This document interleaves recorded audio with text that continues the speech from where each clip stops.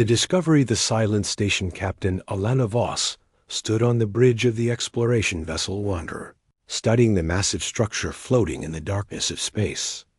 The research station should have been bustling with activity, but their sensors showed no life signs, no energy emissions, and no communication signals. After 3 days of trying to make contact, Elena had made the decision to investigate personally. The station belonged to the Keltheron Empire, one of the most advanced civilizations in the galaxy. The Keltherans were known for their scientific achievements and their peaceful relations with humanity. For the past 50 years, both species had shared research, traded technology, and worked together on various projects across the stars. This silent station was troubling because it represented a significant investment in deep space research, and such facilities were never abandoned without good reason. Elena's crew of 12 had been exploring the Outer Rim territories for 8 months, mapping new star systems and cataloging potential colony worlds. They were scientists, explorers, and dreamers who had volunteered for the lonely work of pushing humanity's boundaries ever outward. The Wanderer was equipped for long-range exploration, not combat, but Elena had served in the Terran Navy before joining the exploration service. She knew how to handle dangerous situations. Dr. Marcus Chon, the ship's lead scientist, approached Elena with a worried expression on his weathered face. Marcus had been studying space phenomena for 20 years, and his instincts about dangerous situations were rarely wrong. He carried a data pad showing the station's specifications and recent communication logs. "Captain, something is very wrong here," Marcus said, showing Elena the data.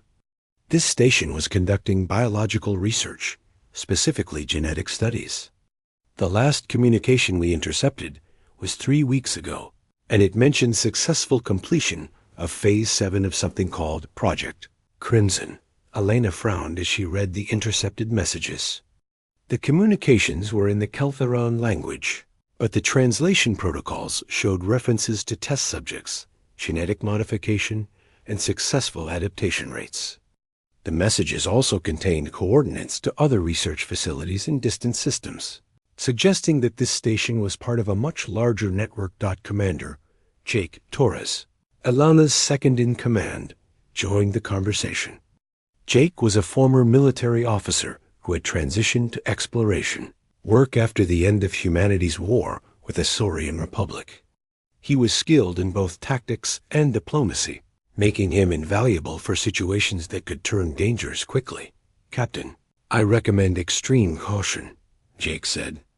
"Our passive scans show the station has been powered down systematically, as if the occupants left in an organized evacuation rather than an emergency. But there are still some systems running in the lower levels, and I'm detecting faint biosignatures that our sensors can't identify clearly." Elena made her decision. The Terran Coalition had protocols for investigating abandoned alien facilities, especially those belonging to allied species.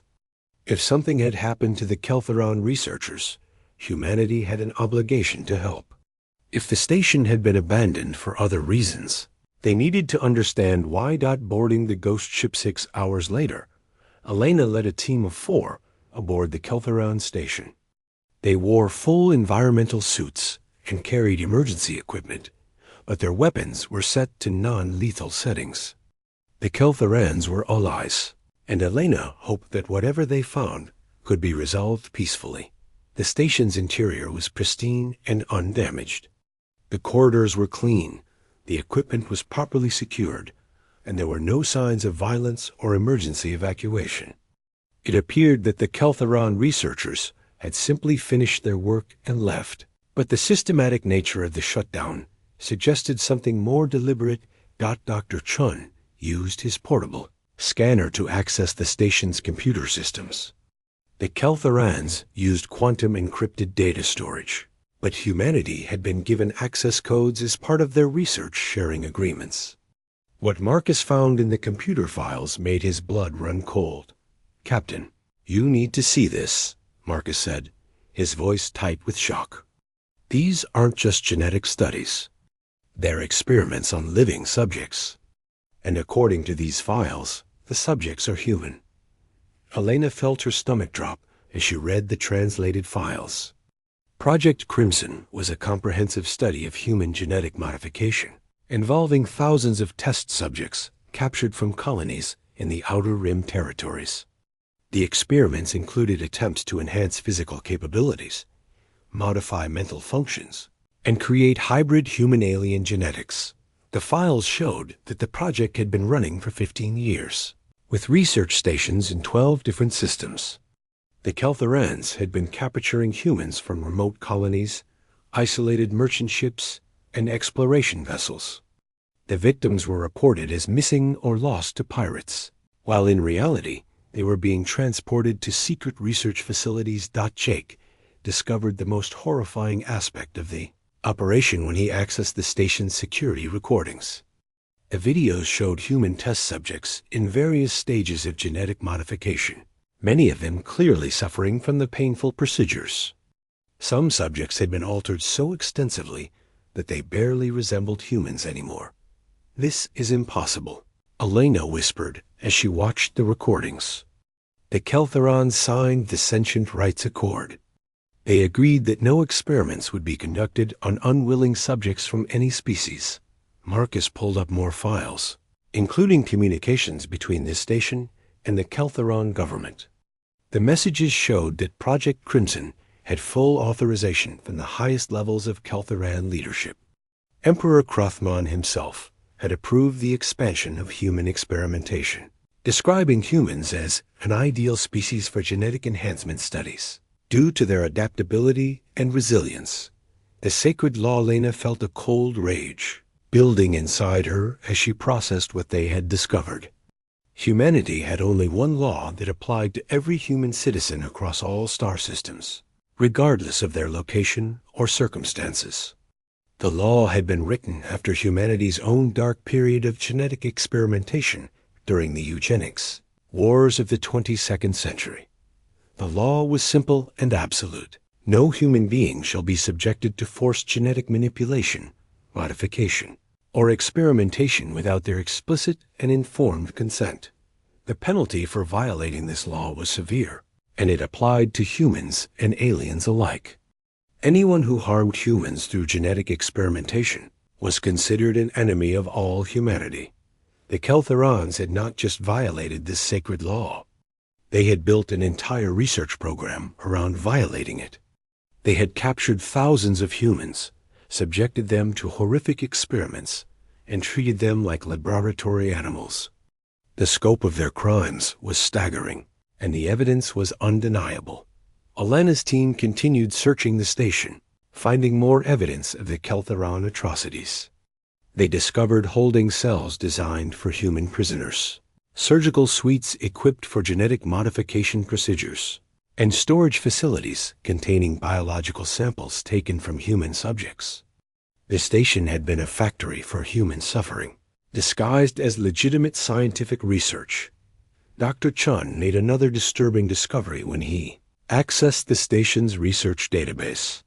The Keltherans had been sharing their findings with other alien species, selling genetic data derived from human experimentation to buyers throughout the galaxy. The project was not just about Keltheran research. It was about commercializing human genetic material for profit. The survivors in the lower levels of the station, Elena's team made a discovery that changed everything. Behind a sealed blast door, they found a dozen human survivors in various stages of recovery from genetic modification procedures. The survivors were weak, traumatized, and bearing the physical marks of extensive experimentation, but they were alive. The survivors told Elena a story that filled her with horror and determination. They had been captured from the frontier colony of Haven's Rest 2 years earlier. The Keltherans had told the galaxy that the colony had been destroyed by solar radiation, but in reality, the colonists had been transported to research stations for experimentation. Sarah Mitchell, a former teacher who had become the informal leader of the survivors, spoke in a weak but determined voice as she described their experiences. "They changed us, Captain. It put things in our blood, modified our organs, and tested how much pain we could endure. Some of the people I came here with don't even look human anymore." Alina listened to Sarah's account with growing fury. The Keltherans had not just conducted experiments. They had tortured human beings for scientific curiosity. They had treated Elena's people like disposable test subjects, and they had done it with the full knowledge and approval of their government. Asterisk. The survivors also provided Elena with crucial intelligence about the scope of Project Crimson. They had seen other humans being transported between research stations, and they estimated that thousands of people were still being held in facilities throughout Keltheran space. The project was ongoing, and more humans were suffering, while the galaxy remained unaware of the crimes being committed. The trap as Elena's team prepared to evacuate the survivors. Alarms began sounding throughout the station. Jake's tactical scanner showed multiple Keltheran ships approaching the station at high speed. The station had not been abandoned after all. It had been bait in a trap designed to capture more human test subjects. High Scientist Zelther, the lead researcher for Project Crimson, appeared on the station's communication screens with a cold smile on his reptilian features. Zelther was one of the most respected scientists in Keltheran society, known for his groundbreaking work in genetic enhancement. His involvement in Project Crimson showed how deeply the corruption reached into Keltheran leadership. "Captain Voss, how convenient that you have brought us a new research vessel and crew," Zelther said in perfect English. "Your exploration ship will make an excellent addition to our mobile research fleet, and your crew will provide us with fresh genetic material for our studies." Elena felt her tactical training take over as she processed the threat. The Wanderer was outgunned by the approaching Keltheran ships, but Elena had advantages that Zelther didn't know about. Her ship carried military-grade shields and weapons as standard equipment for exploration vessels operating in dangerous regions. All team members returned to the ship immediately, Elena ordered over her communicator. "We're leaving now, and we're taking the survivors with us." Jake coordinated the evacuation, while Elena downloaded as much data as possible from the station's computers. The evidence of Project Crimson had to reach Earth, no matter what happened to her ship. The galaxy needed to know what the Keltherans were doing to human beings. The chase, the Wanderer undocked from the research station, just as the first Keltheran warship entered weapons range. Elena pushed her ship's engines to maximum power, while Jake coordinated defensive measures. The exploration vessel was fast and maneuverable, but the Keltheran ships were specifically designed for combat. Energy beams lanced through space as the Keltheran ships opened fire. The Wanderer's shields flared under the assault, but Elena's crew fought back with everything they had. Dr. Chun rerouted power from non-essential systems to boost their defensive capabilities, while Jake targeted the enemy ship's weapon systems with precision strikes. The chase continued for 6 hours through the outer system, with Elena using her knowledge of stellar mechanics to outmaneuver the larger Keltheran vessels. She guided her ship through an asteroid field, used a gas giant's gravity well to slingshot away from pursuit, and finally escaped by jumping to hyperspace just as her shields were about to fail. As the Wanderer traveled through hyperspace toward Earth, Elena sat in her quarters with the survivors and reviewed the evidence they had gathered. The data was overwhelming and undeniable. The Keltherans had committed crimes against humanity that demanded justice, and Elena knew that sharing this information would change everything. Sarah Mitchell, despite her trauma and physical modifications, looked at Elena with determination in her eyes. "Captain, promise me that our suffering won't be for nothing. Promise me that the people responsible for this will pay for what they've done." Elena met Sarah's gaze and made a promise that would reshape the galaxy. "They will pay, Sarah. I swear to you, they will all pay for what they've done to our people." The message home asterisk. Elena sent the encrypted data burst to Earth 3 days before the Wanderer reached human space. A message contained all the evidence of Project Crimson, including the locations of other research facilities, the names of Keltheran officials involved in the program, and testimony from the survivors. The response from Earth was immediate and decisive. The Terran coalition activated its highest military alert status and began mobilizing the largest fleet in human history. The evidence Elena had provided was shared with every human colony, every merchant captain, and every military commander across human space. Within hours, the galaxy learned that humanity's sacred law had been violated on a massive scale. The Keltherans had not just conducted illegal experiments. They had built an industry around human suffering. The response from humanity was unified and absolute. There would be justice, no matter the cost. Elena received orders to report directly to Admiral Sarah Kane at the Terran Defense Headquarters on Earth. The orders also promoted Elena to admiral rank and gave her command of the task force that would be responsible for shutting down Project Crimson and rescuing every human prisoner in Keltheran. As Elena prepared for war, she thought about the promise she had made to Sarah Mitchell and the other survivors. The Keltherans had broken humanity's most sacred law, and they had done it deliberately and systematically for their own scientific advancement. They had treated human beings like laboratory animals, and they had profited from human suffering. The price for such crimes would be paid in blood, and Elena would make sure that justice was served completely and without mercy. The Keltheran Empire had awakened something terrible in humanity, and they were about to learn why humans had spread across the galaxy so successfully. When humans were threatened or harmed, they became the most dangerous species in known space. The price of justice. The War Council 6 weeks after Elena's discovery, the most powerful military leaders in human space gathered at the Terran Defense Headquarters on Earth. The council chamber was filled with admirals, generals, intelligence chiefs, and colonial representatives from across human territory. Admiral Sarah Kane, the Supreme Commander of Human Forces, presided over the meeting with the cold determination of someone who had seen too much war. Admiral Elena Voss, now wearing the insignia of her new rank, stood before the assembled leaders and presented the complete evidence of Project Crimson. The holographic displays showed research stations, transport ships, prisoner manifests, and medical records that documented 15 years of systematic human experimentation by the Keltheran Empire. The scope of the atrocity was staggering.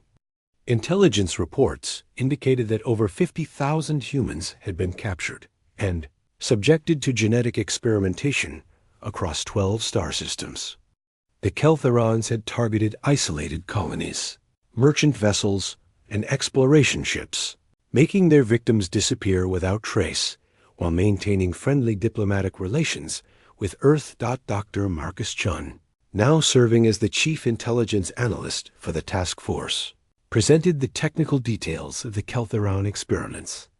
The aliens had been attempting to create enhanced humans with increased strength, intelligence, and longevity.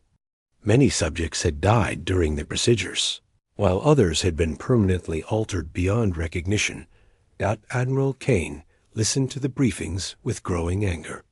She had served in 3 previous wars and had seen the worst that intelligent species could do to each other. But the systematic nature of the Keltheran crimes was unprecedented. The aliens had violated not just human law, but every principle of civilized behavior. Ladies and gentlemen, Admiral Kane addressed the assembly. We are not here to debate whether we should respond to these crimes. We are here to decide how completely we will respond. The Keltheran Empire has declared war on humanity through their actions, even if they haven't done so formally. Our response will be absolute. General Michael Torres, Jake's older brother and commander of the Colonial Defense Forces, stood to address the council. Admiral Kane, our intelligence suggests that the Keltherans have been preparing for this confrontation. Their fleet strength has increased significantly in the past 5 years, and they've been fortifying their research stations with heavy defensive systems. Admiral Elena Voss stepped forward with her tactical assessment. The Keltherans may have superior technology in some areas, but they've made a critical mistake. They've underestimated human determination and unity. When we mobilize our full resources, we become the most dangerous military force in the galaxy. ***. The declaration 3 days later, President Maria Santos of the Terran Coalition delivered a speech that was broadcast across human space and transmitted to every alien government in the galaxy. Standing before the combined human Congress, she formally declared war on the Keltheran Empire and explained humanity's reasons for taking military action. "My fellow humans and beings throughout the galaxy," President Santos began, "we have discovered that the Keltheran Empire has been systematically capturing, torturing, and experimenting on human beings for 15 years. They have violated our most sacred law and treated our people like laboratory animals." The president's speech was accompanied by evidence from Project Crimson, including testimonies from survivors and documentation of the experiments. The images were horrific and undeniable, showing humans who had been subjected to genetic modification procedures that left them barely recognizable as members of their own species. The Keltheran government has not only authorized these crimes, President Santos continued, they have profited from them by selling human genetic material to other species throughout the galaxy. They have turned human suffering into a commercial enterprise, and they have done so while maintaining diplomatic relations with our government. The declaration of war was approved unanimously by the Human Congress, with representatives from every colony and outpost voting to support military action. The response across human space was immediate and overwhelming. Colonial militias volunteered for federal service. Merchant captains offered their ships to the military, and civilian scientists provided technical support for the war effort. Within hours of the declaration, human space became a massive military mobilization zone. Shipyards worked around the clock to build new vessels and upgrade existing ones. Training centers processed volunteers from across human territory. Supply depots prepared equipment and provisions for the largest military operation in human history. Admiral Elena Voss was given command of Task Force Crimson, a fleet of over 800 ships dedicated specifically to shutting down the Keltheran research network and rescuing human prisoners. Her flagship was the newly commissioned battleship Justice Served, equipped with the most advanced weapons and defensive systems humanity could produce. The first strike Elena's first target was the research station where she had originally discovered Project Crimson. Intelligence reports indicated that the Keltherans had reinforced the facility with defensive platforms and a patrol fleet, but Elena had advantages they couldn't match. Human military doctrine emphasized speed, flexibility, and overwhelming force applied at critical points.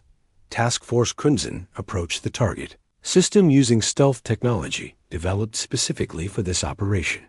The human ships remained undetected until they were within striking range of the research station and its defenses.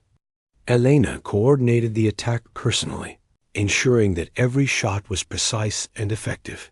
Battle lasted 4 hours and ended with the complete destruction of the research station and its defensive fleet. Elena's forces rescued 300 human prisoners from the facility, including many who had been subjected to advanced genetic modification procedures. The rescued humans were immediately transferred to medical ships for treatment and recovery. Dr. Sarah Mitchell, who had volunteered to serve as a liaison with rescued prisoners, worked with the medical teams to provide psychological support for the survivors. Many of the rescued humans had been imprisoned for years and required extensive rehabilitation to recover from their traumatic experiences. Admiral Voss, Sarah said after visiting the medical ships, "These people have been through hell, but they're survivors. They want to help us find and rescue the others. Their knowledge of the Keltheran Research Network is invaluable for planning our next operations." Elena incorporated the survivor intelligence into her tactical planning, using their information to identify high-priority targets throughout Kelthoran space. The rescued prisoners provided details about guard routines, facility layouts, and transport schedules that made subsequent rescue operations significantly more effective. Kelthoran Retaliation ***. The Kelthoran response to the human attacks was swift and brutal. Emperor Krathnon authorized the use of biological weapons against human colonies in retaliation for the destruction of research facilities. The aliens released engineered viruses designed to target human genetic markers, causing devastating plagues on 3 frontier worlds. Biological attacks killed over 200,000 human civilians and demonstrated the depth of Kelthoran hatred for humanity. The aliens were not just conducting research. They were engaged in a systematic campaign to reduce humans to the status of expendable test subjects. Admiral Kane responded to the biological attacks by authorizing unrestricted warfare against Kelthoran targets. Human forces were given permission to attack civilian infrastructure, government facilities, and any Kelthoran installation that supported the war effort. The gloves were off, and humanity was prepared to fight with every weapon at their disposal. Elena coordinated with other task force commanders to launch simultaneous attacks against Kelthoran research facilities in 8 different systems.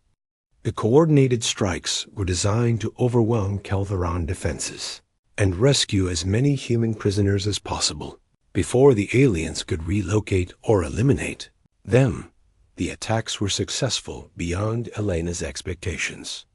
Human forces destroyed 12 research stations, captured 4 transport ships full of human prisoners, and eliminated 3 Kelthoran patrol fleets.